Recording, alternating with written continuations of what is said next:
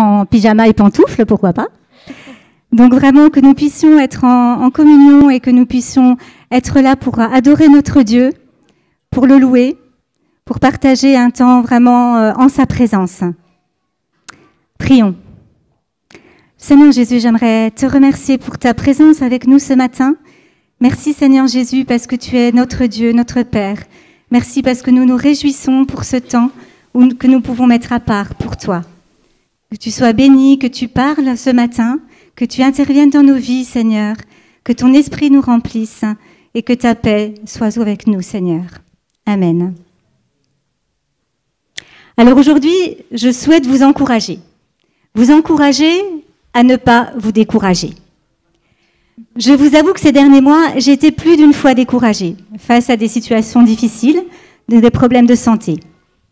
Je ne voulais pas rester dans cet état et chercher du réconfort dans la parole de Dieu. De ce fait, je me suis pleinement retrouvée dans les paroles de David, dans le psaume 42, les versets 6 à 7.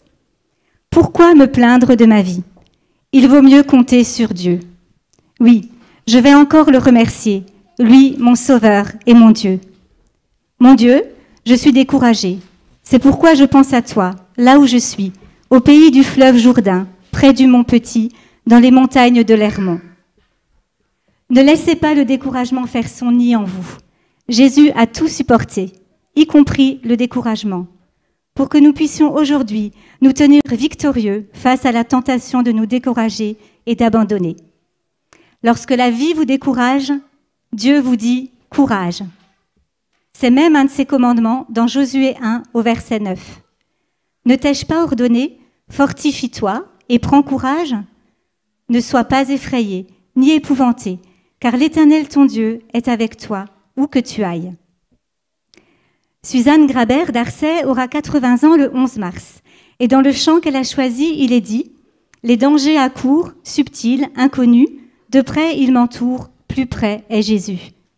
Qui dans le voyage me redit « C'est moi, ne crains rien, courage, je suis avec toi. » Alors bon anniversaire Suzanne, et garde courage, effectivement, Jésus est toujours avec toi, avec chacun de nous. Ne crains rien, je t'aime. Vous pouvez vous lever si vous le souhaitez.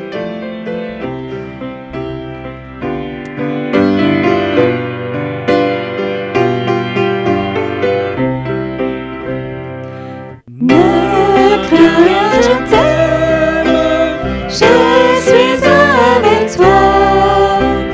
Promesse suprême qui soutient ma foi. La sombre vallée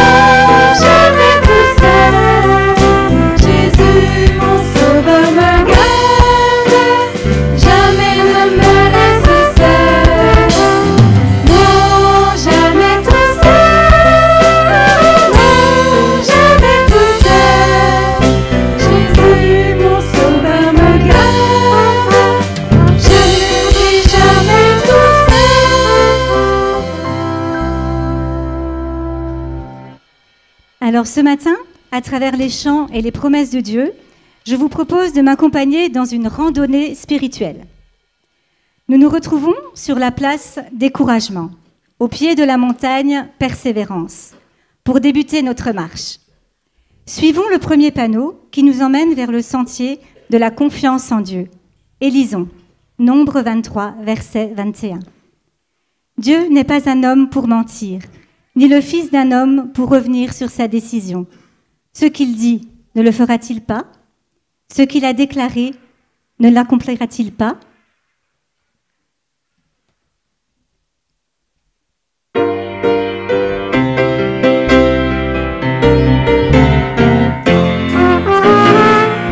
J'ai confiance en mon Seigneur, le long du chemin. J'ai confiance en mon Seigneur, et il tient ma main. À travers l'orage grondant, mon cœur est en paix. J'ai confiance en mon Seigneur, et je suis gardée. C'est l'ami fidèle, le plus grand ami, en toute assurance, je m'appuie sur lui. À travers l'orage grondant, mon cœur est en paix. J'ai confiance en mon Seigneur, et je suis gardée. J'ai confiance en mon Seigneur, le long du chemin. J'ai confiance en mon Seigneur, et il tient ma main. À travers l'orage grondant, mon cœur est en paix. J'ai confiance en mon Seigneur, et je suis gardée.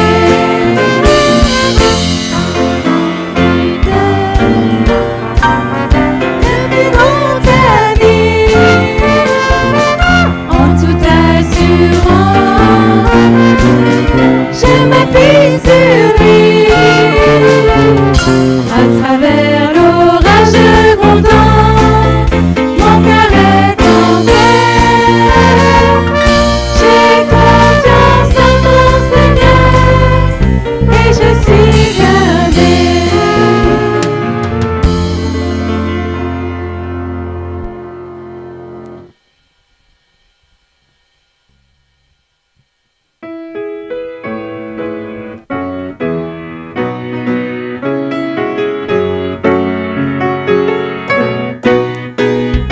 Bénis l'Éternel, mon âme.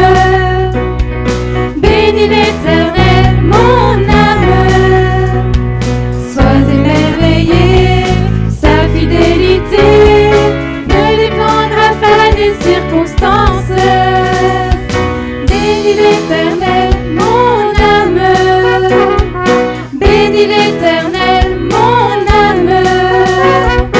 Écoute sa voix, il dit que ta foi dépassera toutes les montagnes. Bénis l'Éternel, ô mon âme. Bénis l'Éternel. Bénis l'Éternel, mon âme. Bénis l'Éternel, mon âme. Sois émerveillé, sa fidélité ne dépendra pas des circonstances. Bénis l'Éternel, mon âme. Bénis l'Éternel, mon âme. Écoute sa voix, il dit que ta foi dépassera toutes les montagnes. Bénis l'Éternel, ô mon âme.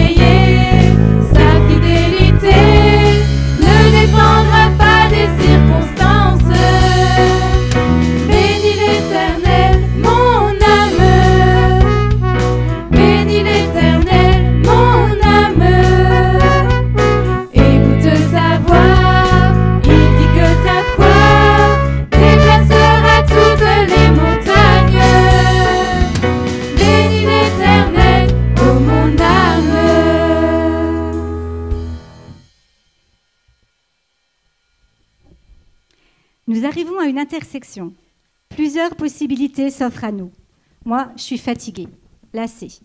En plus, le brouillard. Le brouillard s'est levé et je ne vois pas le bout du chemin. Que faire? Demi-tour?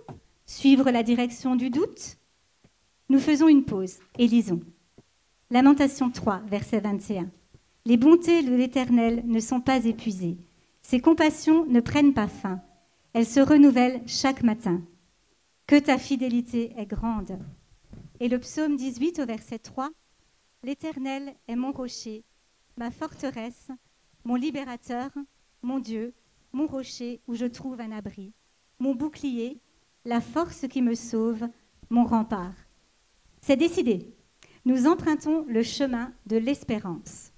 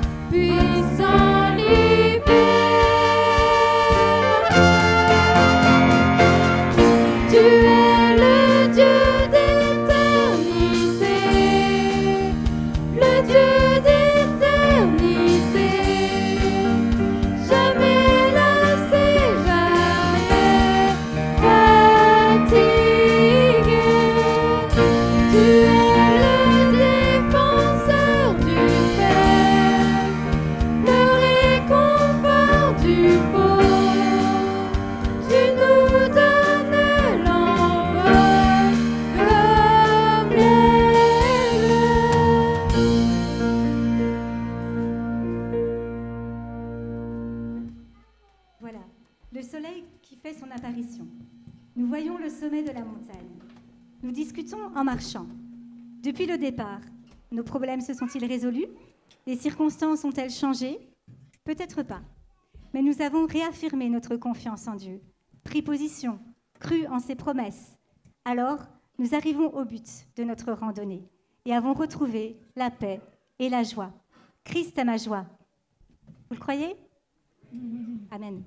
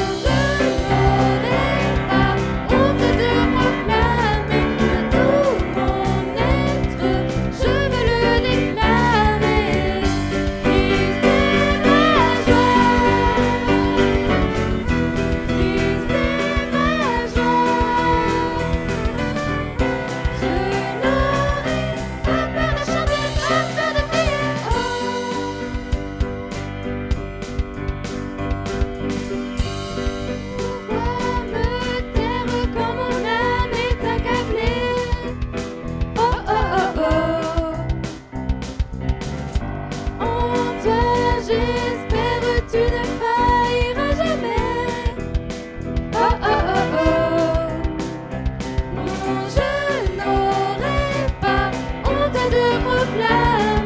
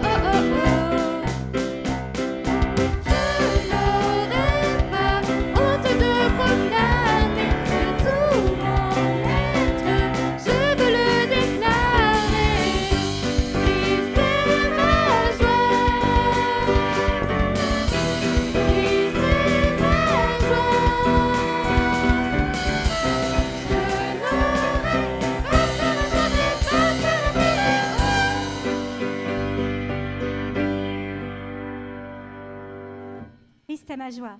Alors les enfants, je vous propose de rejoindre le culte des enfants. Vous puissiez passer aussi un moment de joie avec vos moniteurs et monitrices. Que le Seigneur vous bénisse. Et je vais laisser la place à Cédric d'Autry qui va nous apporter le message.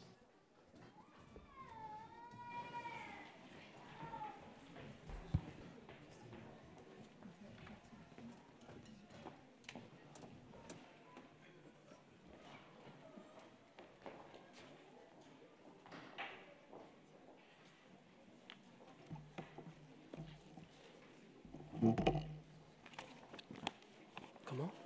Ouais, c'est bon.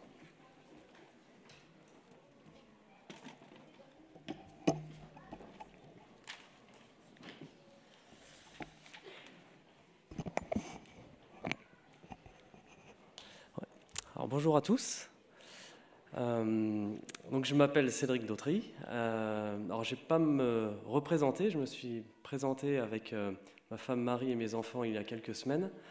Je voudrais juste simplement vous dire que ça fait un peu plus d'1 an que nous sommes à l'église de la Prairie et nous en sommes vraiment très heureux.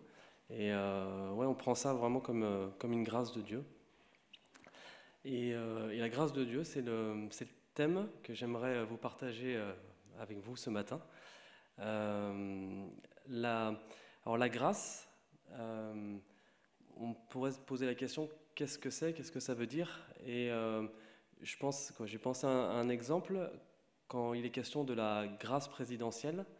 Par exemple, actuellement, il y a l'actualité algérienne et il y a eu un nouveau président qui a été élu en décembre. Et puis, il y a 1 mois, il a fait une grâce présidentielle, c'est-à-dire qu'il a gracié 3500 prisonniers. Il les a libérés. Alors, c'est vrai que c'est un acte politique, mais je pense qu'il ne faut pas nier une certaine bonté quand même. Mais maintenant, du point de vue de Dieu, la grâce de Dieu, qu'est-ce que c'est? Alors, voilà. En théologie chrétienne, on peut dire que la grâce de Dieu, c'est la faveur imméritée que Dieu témoigne à l'homme. Alors, on peut distinguer la grâce salvatrice, c'est-à-dire la grâce qui sauve, de la grâce commune. La grâce salvatrice, c'est nous tous qui pouvons en bénéficier par l'intermédiaire de Jésus, lui qui nous sauve et qui est mort pour nous sur la croix. Alors que la grâce commune, finalement, tout le monde peut en profiter, d'ailleurs que l'on soit croyant ou non. Par exemple, Dieu nous donne le soleil comme aujourd'hui, il nous donne un air qu'on peut respirer. Il limite aussi la propagation du mal sur la terre, et ça finalement tout le monde en bénéficie, croyant ou non. Voilà. Alors, aujourd'hui, je ne vais pas faire un exposé de ce qu'est de ce qu'on pourrait dire de tout ce qui est la grâce dans la Bible. C'est un sujet qui est immense, c'est un sujet qui est omniprésent dans la Bible, et en particulier dans le Nouveau Testament, c'est le sujet de la grâce qui sauve, de la grâce salvatrice, est constant depuis les évangiles, la bonne nouvelle de Jésus, jusque dans les lettres, que les épîtres. C'est un sujet qui est constant, et en particulier dans l'épître aux Romains, finalement, c'est assez explicite pourquoi on peut tous bénéficier de la grâce de Dieu.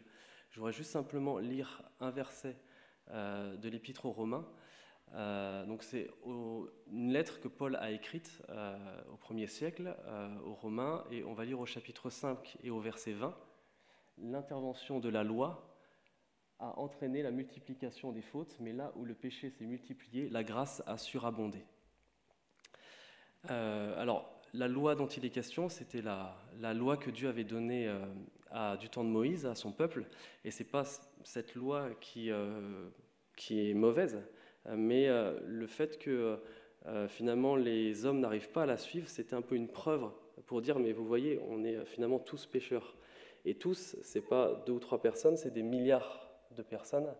Et finalement, tous les péchés, les milliards et les milliards de péchés, peuvent être couverts par la grâce de Dieu qui surabonde.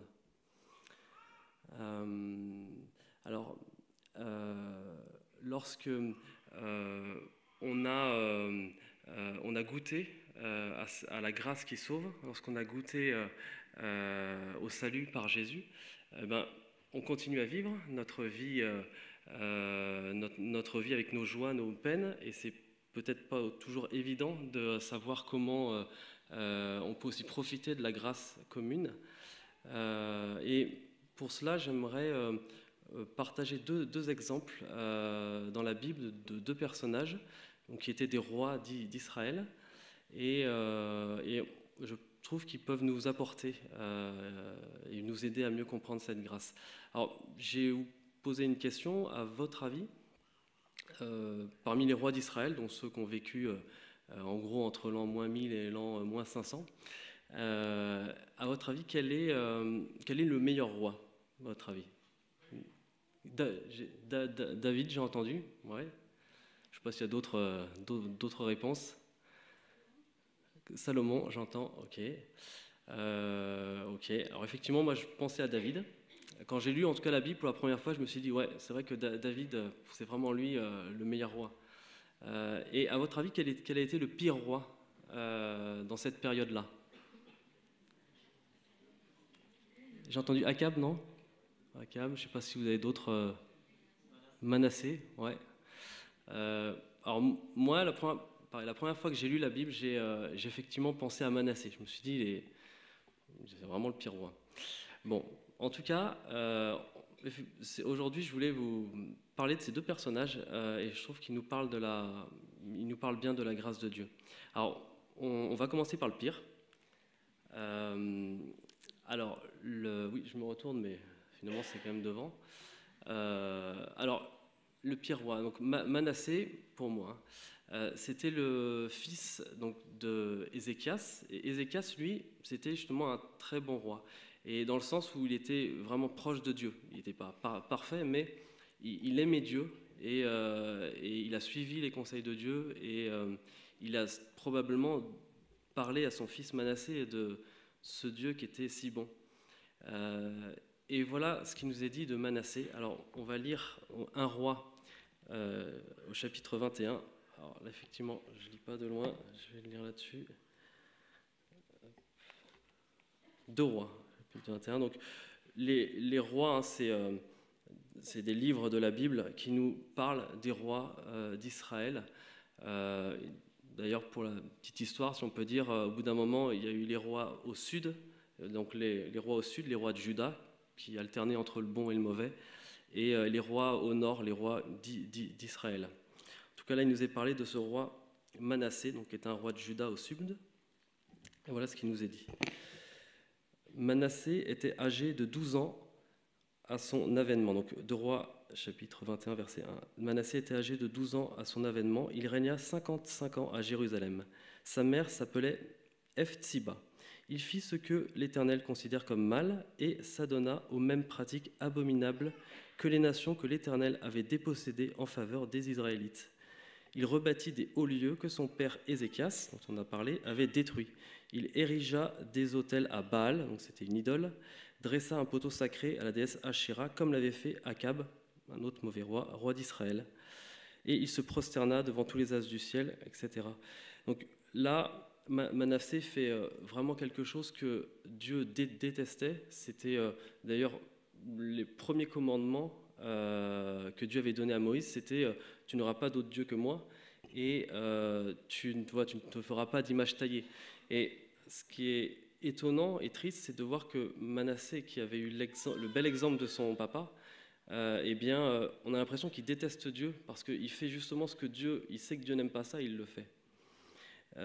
Si on va un petit peu plus loin, au verset 6, je lis « Il alla même jusqu'à brûler son fils pour l'offrir en sacrifice ». Alors c'est juste horrible de lire ça, mais ça a été la réalité. Là, moi je me rends compte que Manassé, c'était même un monstre quoi, quand on lit ça. Et si on va encore un peu plus loin, au verset 16, Manassé fit aussi tuer beaucoup de gens innocents, au point que Jérusalem fut remplie d'un bout à l'autre de ses victimes, etc. Voilà, Manassé, il n'y a pas forcément, je ne vais pas détailler tout ce qu'on vient de le lire, c'est juste horrible sa manière de se comporter. Et la fin, finalement, du chapitre, on voit que la fin, ça se finit. En gros, Manassé mourut et meurt, et son fils Amon règne à sa place. Donc on a l'impression point final. Et la première fois que j'ai lu la Bible, effectivement, je me suis dit, ouais, Manassé, c'est vraiment horrible sa vie. Mais j'avais oublié un autre passage de la Bible. Et d'ailleurs, je fais un aparté, c'est vrai que c'est pour vous encourager à lire la Bible en profondeur, parce que parfois on pense quelque chose, mais si on lit en profondeur, on se rend compte des pépites que Dieu nous donne dans sa parole. Alors, effectivement, si on lit dans un autre passage, donc les Chroniques, c'est encore un livre qui explique la vie des rois de Juda et d'Israël, donc là en l'occurrence les rois de Juda, 2 Chroniques 33, au verset 1, Manassé était âgé de 12 ans à son avènement, il régna 55 ans, etc., etc. On lit les mêmes choses. Mais on voit un petit peu plus loin, au verset 11, qu'est-ce qui se passe? En fait, Dieu va lui parler. Et ça, on ne l'avait pas lu dans le premier livre. Verset 11. Alors l'Éternel fit venir contre eux, donc contre Juda, les généraux du roi d'Assyrie. Donc c'était la puissance du nord qui était numéro 1 à l'époque. Et ils capturent Manassé, ils lui mirent des crochets au nez, l'attachèrent avec des chaînes de bronze et l'emmenèrent à Babylone, donc la ville au nord où ils étaient. Lorsque Manassé fut dans la détresse, il s'humilia profondément devant le Dieu de ses ancêtres. Il le pria et l'Éternel l'exauça. Il écouta sa supplication, donc Dieu écouta la supplication de Manassé et le fit revenir à Jérusalem dans son royaume. Ainsi, Manassé comprit que l'Éternel seul est Dieu. Et moi, je trouve vraiment ce moment-là en fait extraordinaire parce que on vient de voir que Manassé, c'est on peut dire un monstre. Et en plus, on voyait que, en fait, je pense que vraiment il détestait Dieu même. Il le connaissait d'une certaine manière et en plus il le détestait. Et Dieu, on pourrait dire, à ce moment-là, il aurait pu dire, ok, tu vas être loin de moi, reste loin de moi. Mais je trouve beau de voir que Dieu, en fait, il considère en fait Manassé vraiment comme son cher enfant. En fait, il l'aime et il veut l'avoir avec lui, il veut vraiment le sauver. Et ok, il le fait passer par une épreuve très dure, mais ça amène à Manassé finalement à se repentir. Et là, c'est la responsabilité de Manassé, il a fait le choix de se repentir. Et voilà, de la même manière, peut-être qu'ici, il y a peut-être des personnes qui n'ont pas encore connu cette grâce qui sauve. Peut-être que vous vous dites, mais voilà, moi je suis un peu révolté contre les hommes quand je vois ce qui se passe autour de moi. Je suis révolté même contre Dieu, s'il existe, pourquoi il permet tout ça. J'ai fait trop de péchés, c'est pas possible qu'on puisse me pardonner. Pensez à cet exemple de Manassé et combien la grâce de Dieu est grande à ce moment-là.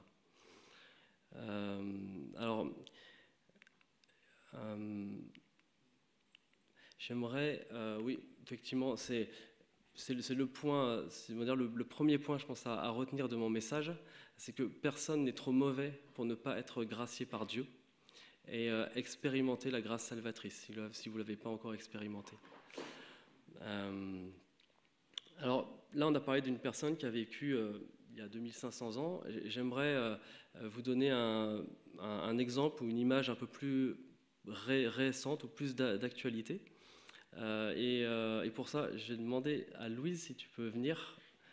Je vais proposer de participer à cette démonstration, si on peut dire.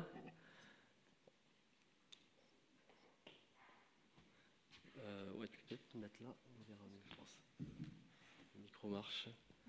Comme ça. Donc, ouais, vous m'entendez comme ça? Je sais pas le. Ouais, ok. Alors, tu vois, Louise, ça, donc c'est un mètre mesureur. Donc, j'ai acheté ce mètre. Et alors, c'est un mètre qui fait une mesure de 0 jusqu'à 50 cm. Bon, je me suis un peu fait arnaquer. Et puis quand je suis revenu à Brico-en-Gare là pour porter plainte, eh bien ils m'ont dit ouais c'est vrai il n'est pas très long mais il est quand même intéressant parce que c'est un mètre qui permet de mesurer le bien et le mal. Bon, ok, alors si tu veux bien Louise on va le tester. Alors a priori donc en bas là où il y a écrit 0, eh bien c'est très mal, très mal là quand c'est 0. Là où c'est écrit 50, c'est très bien, vraiment très bien sur notre échelle. Et donc Louise, je vais te demander de me placer alors, un personnage tristement célèbre du XXe siècle qui s'appelle Adolf Hitler. Donc c'est un peu bizarre de parler d'une personne comme ça dans une église, mais pour la démonstration, c'est pas mal. Alors, où est-ce que tu me le placerais donc, sur cette échelle entre le très mal et le très bien? Moi, je le placerais vers le 1 cm. 1 cm, ouais, il est quand même. Ouais, j'aurais peut-être fait pareil, effectivement. Et je vais te poser une autre question. Un personnage aussi du XXe siècle qui s'appelle Mère Teresa. Où est-ce que tu la placerais? Là, plutôt vers 48, c'est pas mal, je trouve. 48, okay. Ouais, c'est bien. Ok, 1, 48.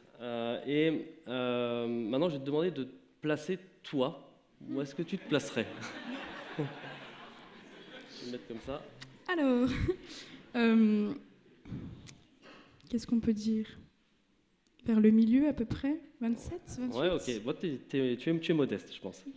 Mais c'est ok. Donc là, en bas, très mal, milieu et en haut. Et maintenant, je vais te demander de me placer Jésus. Moi, je pense qu'il rentre pas. C'est pas assez grand.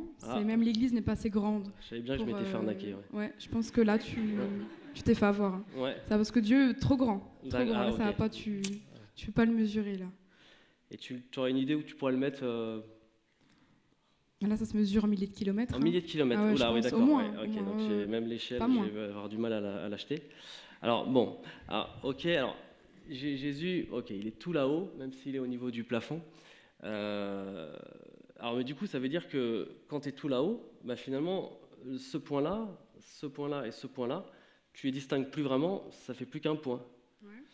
Et c'est vrai qu'il est. Par contre, il est quand même très haut. Et c'est vrai que moi, je me dis que on pourrait pas y accéder finalement à Jésus. Il est beaucoup trop haut. Et c'est vrai parce que par nos propres moyens, je pense qu'on peut pas. Mais Jésus, il nous aime tellement et sa grâce est tellement grande que je pense qu'il veut nous sauver tous, qu'on soit en bas, au milieu ou en haut sur notre échelle de valeur.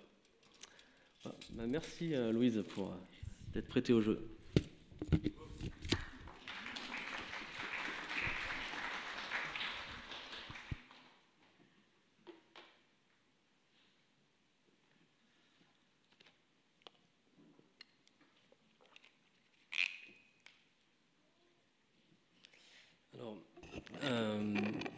Donc, avant de passer au deuxième personnage, donc David, là on a vu l'exemple de la grâce qui sauve, et c'est vrai qu'on l'a expérimenté, comme je pense que c'est le cas de beaucoup ici d'entre vous, parce que je pense que ceux qui sont membres en ont fait le témoignage.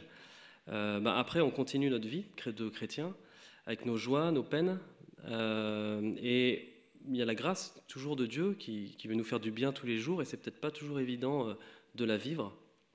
Et je trouve que David est un bon exemple pour cela. Alors, on va voir qui est David. Des problèmes. Hop, on éteint. Peut-être ça.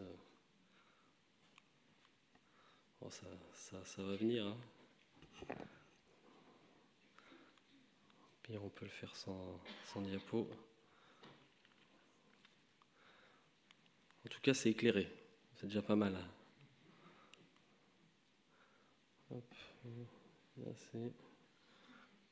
Sinon, je ne sais pas si j'éteins au pire. Non? Ok, fais signe que non. Ah, c'est bon. Je le balaye peut-être? Ouais, c'est bon, ça marche. Super. Hop. Hop là, on revient en arrière, on s'est spoilé. Hop, voilà, toujours. Ah, oh là là, pas en sucette. Ah, c'est bon là. C'est bien comme ça. Alors, David, est-ce que c'est le meilleur roi? Bon, à premier abord, moi j'aurais dit oui. Et je continue en attendant. Et alors, David, déjà, ça veut dire bien aimé. Donc, déjà, ça commence bien. David, c'est aussi celui qui a écrit le psaume 23. Donc les psaumes, c'était des poèmes chantés, et David en a écrit beaucoup qui nous sont relatés dans la Bible. Et notamment, il pouvait commencer comme ça: l'Éternel, donc Dieu est mon berger, je ne manquerai de rien.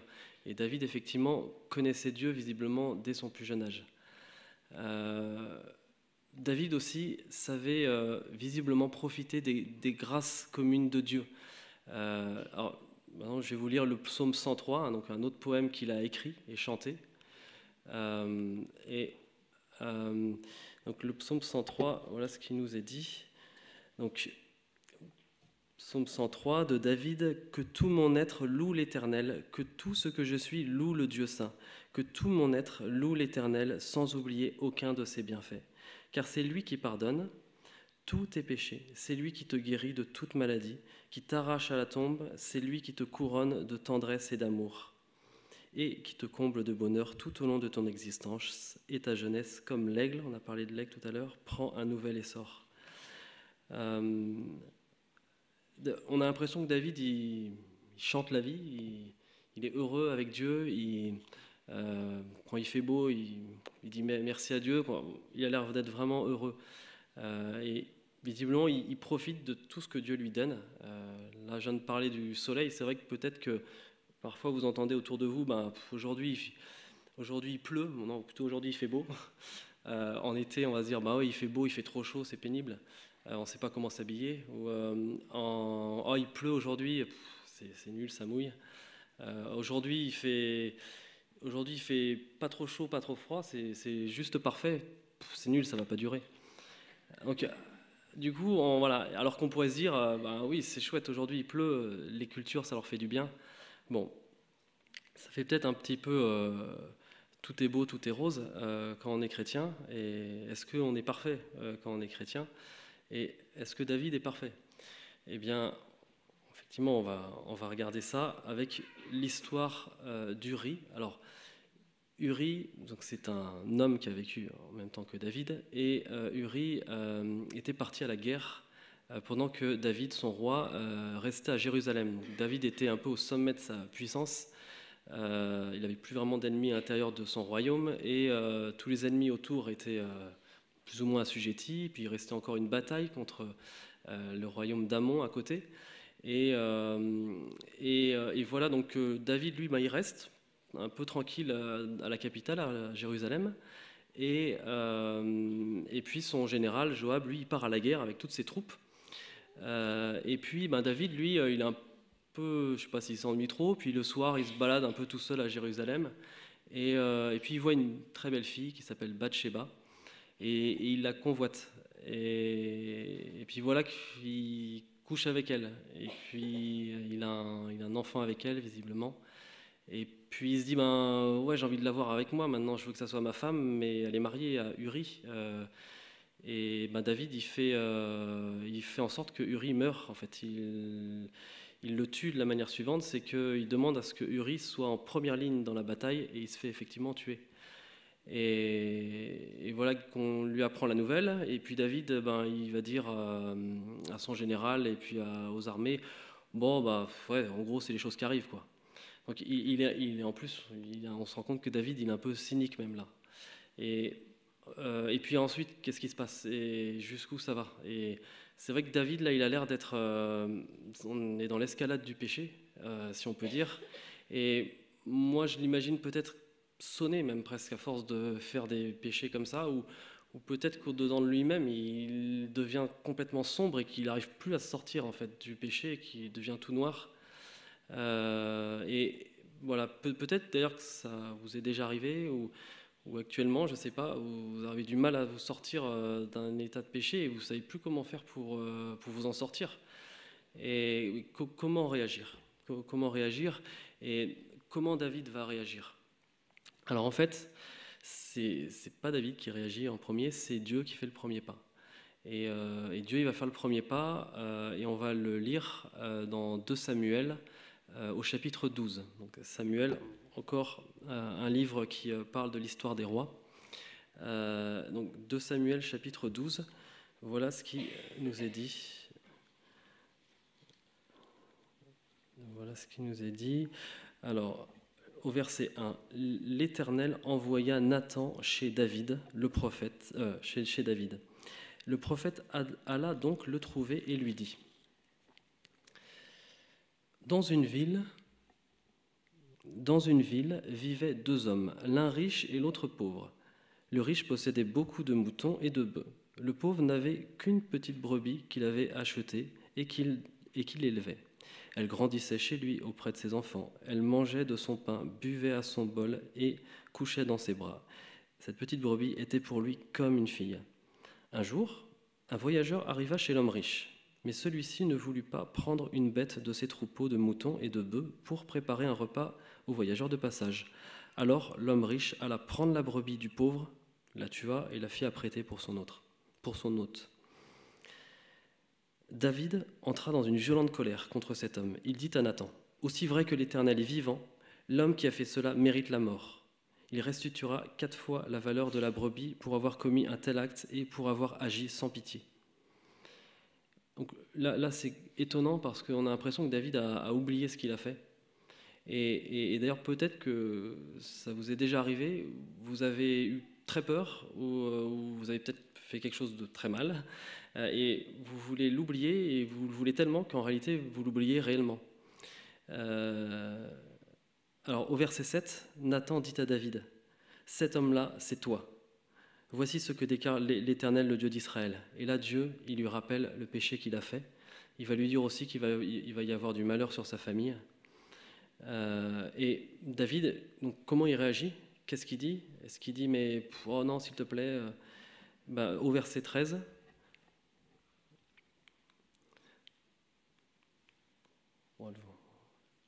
ça va venir, mais je vais le lire en attendant.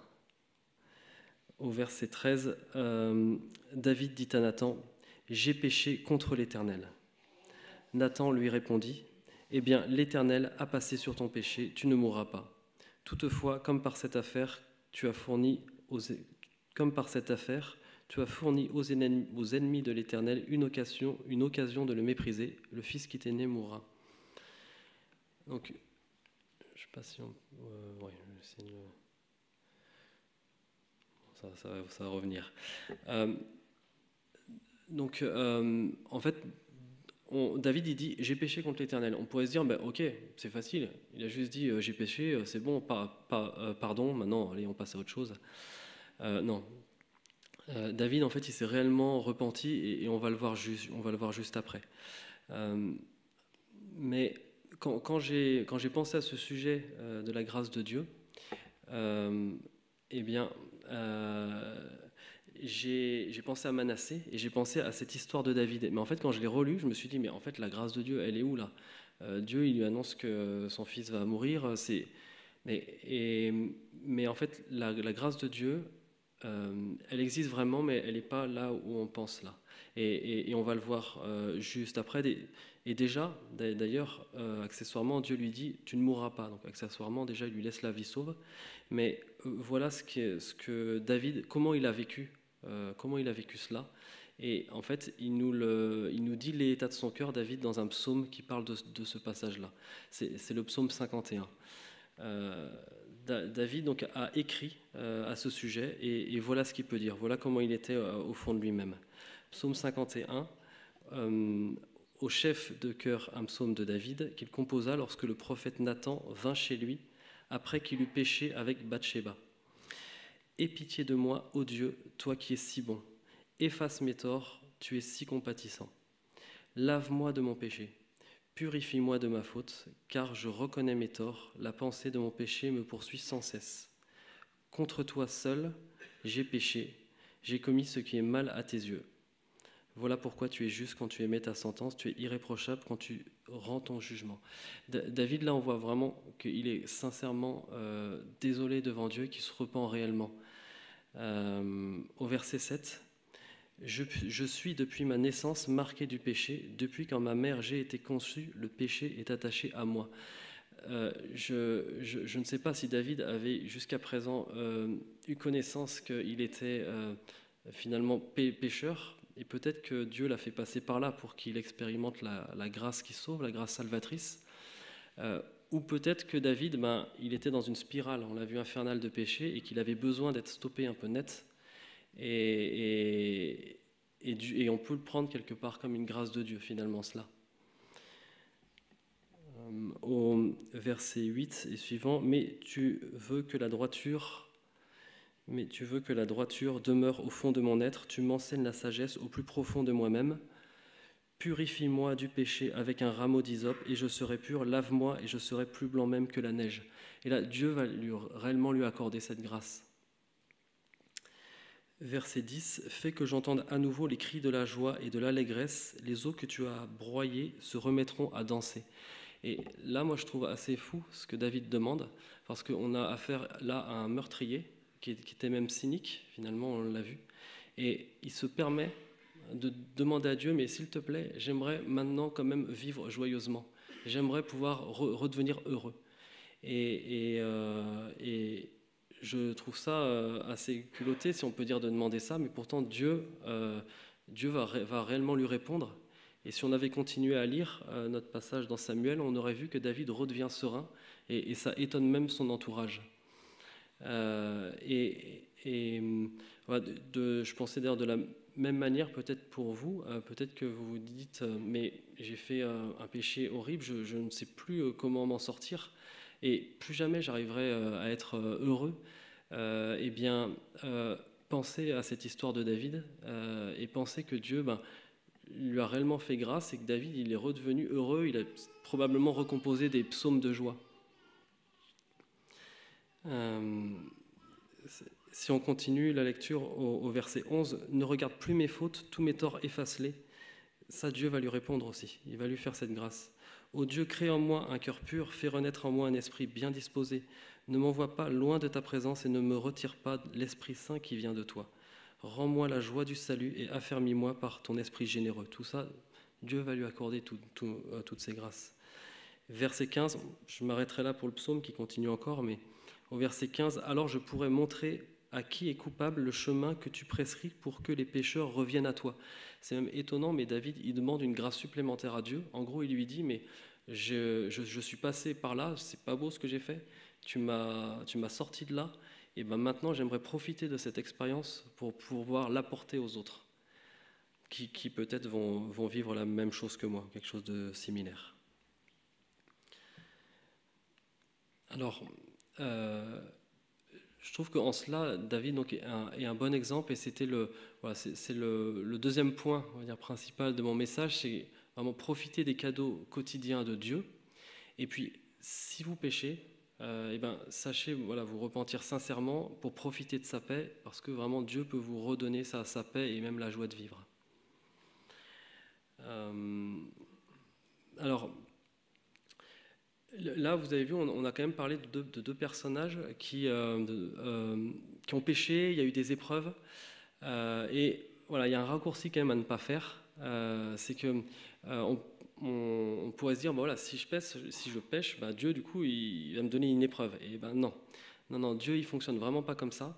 Et d'ailleurs, Jésus l'a montré dans les évangiles. Je crois qu'Annelise en avait parlé il y a 2 semaines avec l'histoire de la femme adultère. C'est pas Jésus qui va lui jeter la première pierre, certainement pas. Donc Dieu fonctionne pas comme ça. Et puis inversement, si vous voyez autour de vous quelqu'un qui est dans l'épreuve, n'allez pas vous dire, oui, c'est parce qu'il a péché. Non. Vraiment, il ne fonctionne pas comme ça, Dieu.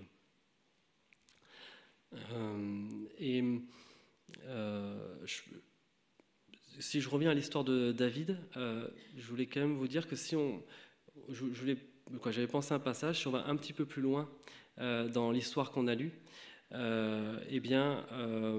voilà ce qui nous est dit de 2 Samuel 12, donc au verset 24 et 25.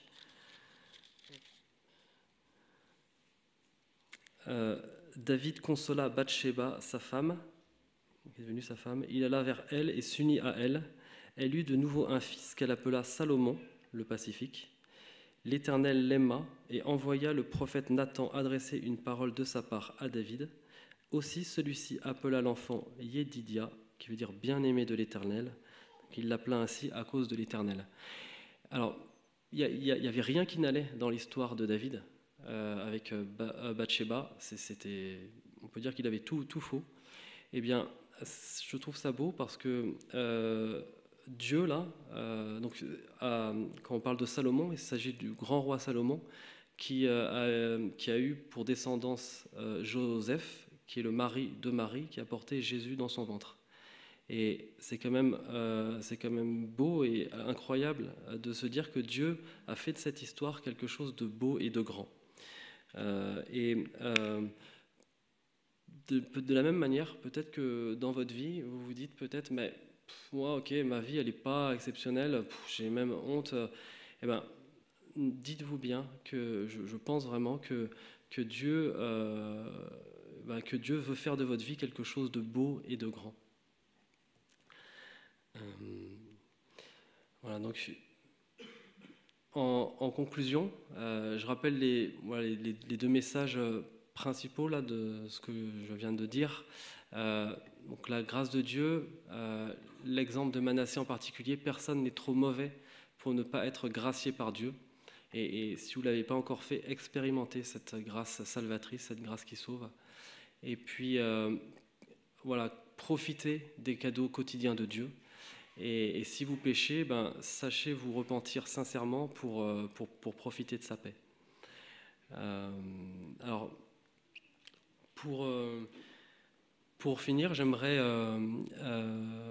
vous inviter à un temps de méditation et en écoutant le titre qui s'appelle Les Guetteurs, le titre qui s'appelle Protection, qui est du groupe Les Guetteurs, je ne sais pas si vous connaissez, c'est un peu style reggae, donc c'est un groupe chrétien, et en fait dans ce titre, ça me fait penser un peu à David, ou en tout cas à quelqu'un qui écrirait un psaume qui serait un peu quelqu'un qui aime Dieu visiblement, qui est proche de Dieu mais qui a des doutes, qui a des craintes et peut-être des ennemis physiques aussi, et qui crie à Dieu. Et quand vous allez écouter ce titre, peut-être si vous n'avez pas expérimenté la grâce de Dieu qui sauve par Jésus, pensez à cela. Et si vous êtes chrétien, vous avez donné votre cœur à Jésus, mais que peut-être vous êtes heureux, donc louez Dieu à ce moment-là. Peut-être que vous êtes dans la crainte ou la peur, ou peut-être qu'il y a un péché qui vous taraude, eh bien, pensez à cela en écoutant ce titre. Voilà, je vous laisse méditer là-dessus, et voilà, si vous pouvez le passer à la sono, s'il vous plaît.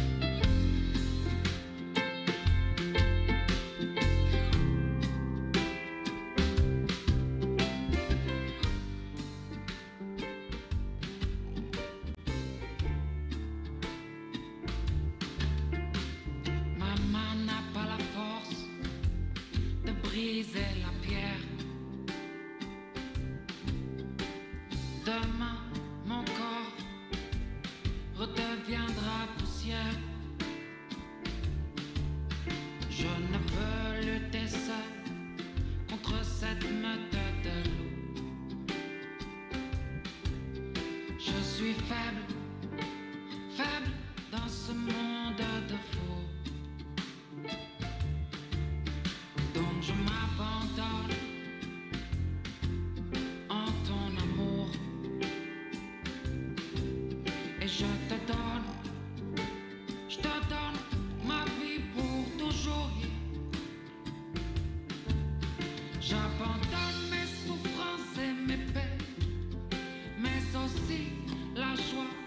la vie que je mène en ton amour. En ton amour. Car je vis dans un monde d'anciens, appelant le bien par le mal par le bien. Je vis sur une terre d'exilés, n'ayant que ta voix pour me protéger. We need protection. My soul, my Lord needs consolation. Yeah. Oh, we need protection. Yeah. My soul, my Lord needs consolation. Yeah. Oh.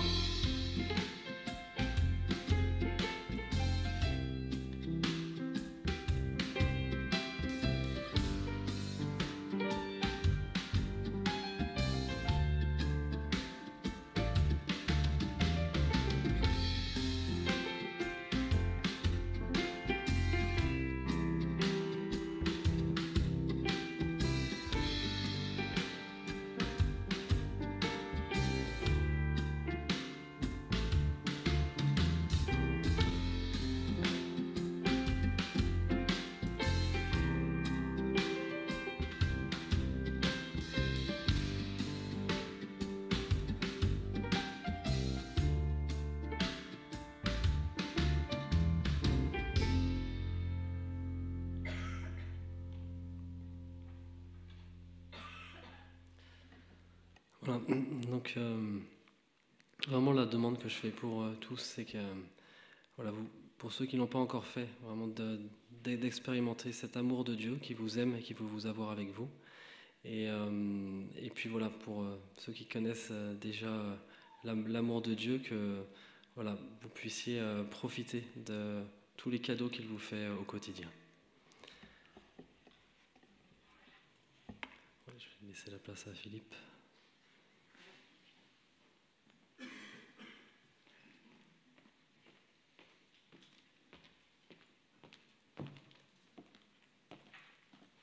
Merci Cédric pour ce message sur la grâce. Là, vous avez un autre Philippe pour les annonces. Il faudra vous habituer, mais pour aujourd'hui, c'est moi. Vous avez tous en tête qu'on vit un temps un petit peu particulier avec un fameux virus que je ne nommerai pas parce qu'on l'entend suffisamment pour en avoir un peu marre. Je voudrais juste vous dire que, juste faire un petit aparté là-dessus, vous avez vu qu'on vous a envoyé des recommandations. Il va être difficile, quasi impossible, d'éviter ce virus, parce que je pense qu'on va tous probablement le faire. Notre souci réel est pour les personnes âgées et pour les personnes fragiles. Je suis content de voir qu'elles ont suivi les recommandations, elles nous regardent probablement en direct. Et je crois que c'est la meilleure chose à faire, ne pas participer au culte, ça on vous le demande instamment. On va même devoir éviter certaines visites dans les maisons de retraite et faire attention parce que nous, on va porter le virus obligatoirement parce qu'on va être en contact et on va le faire. Donc la priorité, c'est vraiment ça. Et suivez les recommandations qu'on va essayer de vous donner chaque fois à partir en fin de semaine. Elles sont importantes. On essaie de suivre les recommandations aussi rigoureusement que possible de nos autorités. Tant ça risque de durer un moment. Donc, c'est pour ça qu'on est content de pouvoir aussi retransmettre le culte et que d'autres puissent y participer. J'avais à cœur ce matin de vous partager aussi ce passage de Jean, chapitre 6, verset 20. « N'ayez pas peur, nous dit Jésus. » Les disciples sont dans la barque, ils sont dans la tempête, ils rament tout ce qu'ils peuvent, ils n'y arrivent pas. Et ils voient un fantôme venir sur la mer, c'est Jésus qui marche. Et je dis, on est un peu comme ça, des fois, on est dans notre barque, dans la vie, que ce soit le virus ou autre chose, parce que la vie, c'est toujours ça, c'est une succession de mini-tempêtes. On a nos efforts à faire, on a nos choses pratiques à mettre en place pour essayer de faire tous nos efforts pour que la barque ne coule pas. Et en même temps, on sait que Jésus marche sur l'eau, que Jésus est souverain et au-dessus de la tempête. Et je crois que ça, on ne doit jamais, jamais, jamais l'oublier. Il est souverain. C'est une épreuve pour notre monde, la Terre en tout entière, mais je crois que c'est le bon niveau que nous devons prendre. Il est souverain, il tient toutes choses dans ses mains. Le prochain week-end, normalement, nous devrions avoir notre étude biblique, nos cours bibliques samedi et dimanche prochain, week-end prochain avec Jonathan Hanley. Pour le moment, c'est maintenu. Il y aura normalement une vidéo de présentation. Je ne sais pas si on l'a disponible. Non, on ne l'a pas disponible. Donc, vous l'avez vu ces derniers dimanches, ça sera samedi à 17h. Dès 17h ici, pour une première rencontre. C'est justement sur le thème de la grâce et des rencontres de Jésus, sur ce thème-là dans l'Évangile. Nous aurons ensuite un repas tiré du sac. Et puis ensuite une deuxième rencontre à 20h et dimanche matin au cours du culte. Je crois que la vidéo est prête, on va la passer maintenant, comme ça vous avez un rappel pour ce week-end. Je suis donc auteur, enseignant civique et formateur. Je suis en Bretagne, après avoir passé l'essentiel de ma vie en Provence, du côté d'Avignon. J'ai passé toute ma vie en France. Mon père était anglais, ma mère était canadienne. Ce que j'aime dans les évangiles, c'est la manière dont Jésus se comportait, parlait avec les gens qu'il rencontrait. J'aime établir ce lien direct entre des gens qui ont rencontré Jésus dans le récit biblique et nous aujourd'hui, la manière dont, grâce à son intervention, grâce au fait qu'il intervient encore dans notre monde aujourd'hui et veut nous rencontrer, nous pouvons le connaître. Et donc, je fais un parallèle entre ce que ces personnes de l'époque où ils étaient sur Terre physiquement, entre ce que ces personnes ont vécu avec lui, de découvertes, d'aventures, de cheminement, et ce que nous vivons aujourd'hui dans notre vécu difficile, compliqué parfois, mais aussi joyeux. Le cheminement chrétien avec Jésus-Christ, son amitié, sa grâce, sa sainteté, et puis son soutien dans les temps de difficulté et d'échecs. Une des choses sur lesquelles j'aime appuyer lorsque j'interviens de cette manière-là, c'est que la vie chrétienne n'est pas un long fleuve tranquille. Dieu n'a jamais promis de résoudre tous nos problèmes et que nous vivons aussi des choses difficiles. Et les vivre avec le Christ, c'est tellement plus riche que de les vivre sans lui. Alors en général, j'essaye de toujours m'adresser à un public aussi large que possible, et c'est vrai qu'être compréhensible par ceux qui n'ont aucune culture d'église, aucune culture biblique, reste une de mes priorités lorsque j'interviens. C'est sûr que nous allons beaucoup parler de Jésus-Christ, nous allons beaucoup parler de la Bible, donc il faut s'intéresser un tant soit peu à ces questions-là, mais généralement je m'adresse à un public qui comprend aussi les personnes qui n'ont aucune habitude d'église.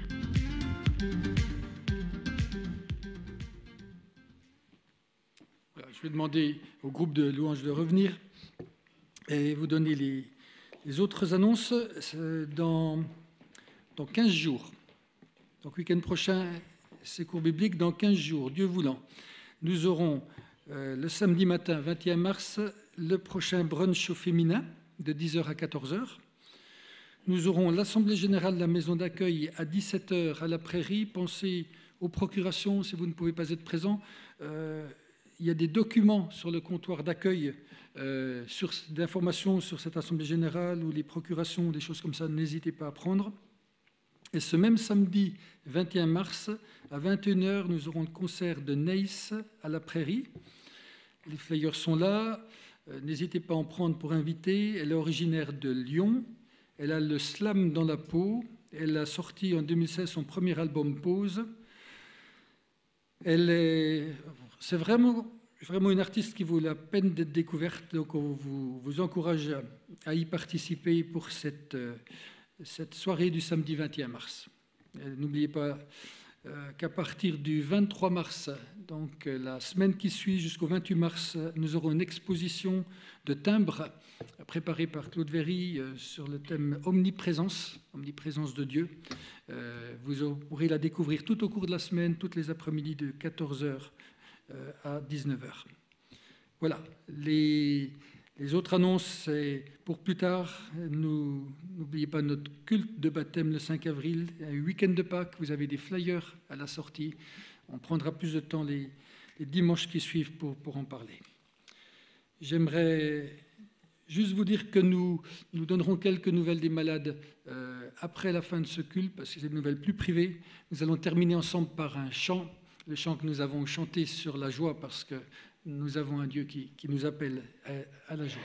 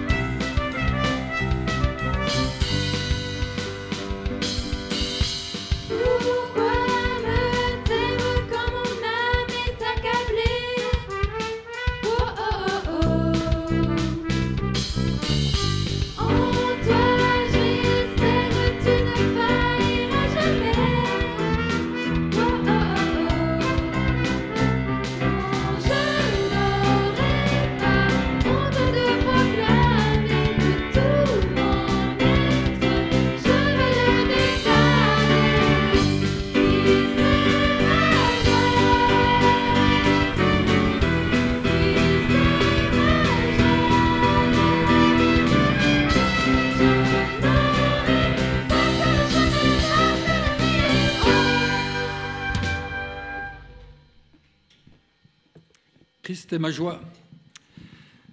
Je voudrais vous rappeler dans les mails de recommandation que nous vous envoyons chaque fin de semaine, regardez dans vos spams.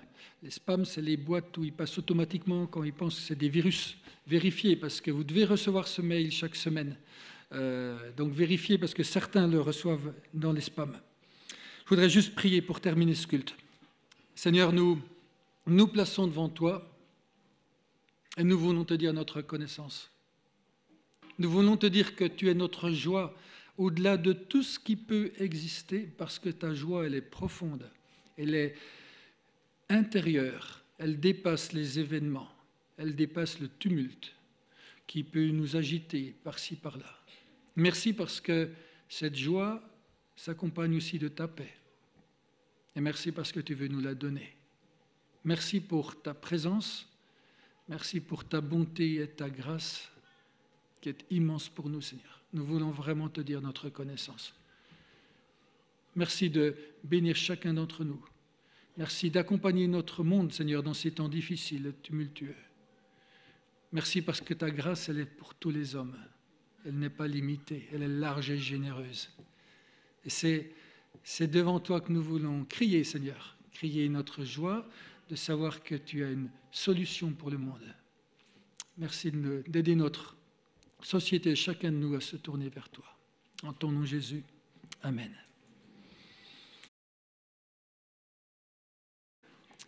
Et nous continuons juste avec les annonces des malades hors programme. Alors je voudrais